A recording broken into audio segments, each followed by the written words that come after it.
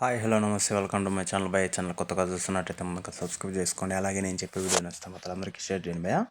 అయితే ఈరోజు మన టాపిక్ వచ్చేసి మన తండేల్ ట్రైలర్ అయితే వచ్చేసింది.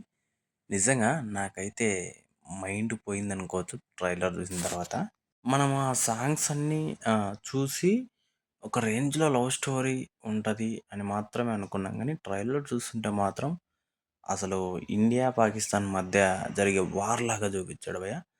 నాకైతే సూపర్ అనిపించింది. అలాగే మళ్ళీ అంటే ఇండియా పాకిస్తాన్ వార్ అంటే ఆ రేంజ్లో కాదు, మనకు ఒక లవ్ స్టోరీలో అంటే ఇప్పుడు మనం సీతారామం సినిమా చూసినాం కదా, ఆ అలాంటి డిఫరెంట్ స్టోరీ మాత్రం అనిపిస్తుంది భయ్య. నాకు నిజంగా ఎక్సలెంట్ అనిపించింది ట్రైలర్ మాత్రం. అసలు సాయి పల్లవి గారిని చూస్తుంటే వారే వా, అసలు ఆమె చిన్న చిన్న డైలాగ్స్ కూడా మనకి కనెక్ట్ అయిపోతాము మనము, ఆ రేంజ్లో అనిపించింది. ఇంకోటి వచ్చేసి మనకు చందు మొండేటి గారు ఏ రకంగా అనుకున్నారో ఏమో తెలియదు, కానీ అంటే శ్రీకాకుళంలో మత్స్యకారుల బయోపిక్ మాదిరి తీస్తున్నారు భయ్య ఈ సినిమాని. వాళ్ళు ఏ రకంగా బాధలు పడుతున్నారు, ఏ రకంగా అంటే వాళ్ళ ఇన్స్పిరేషన్ నుంచి వచ్చిన స్టోరీని ఇదైతే. ఇంకోటి వచ్చేసి నాకు బాగా ట్రైలర్లో బాగా అట్రాక్టివ్గా అనిపించింది మాత్రం, నాకు తెలిసినంతవరకు సాయి పల్లవి గారు, నాగ చైతన్య గారు. ఇంకా నేను ఏది చూడాలని మాత్రం అనిపోలేదు.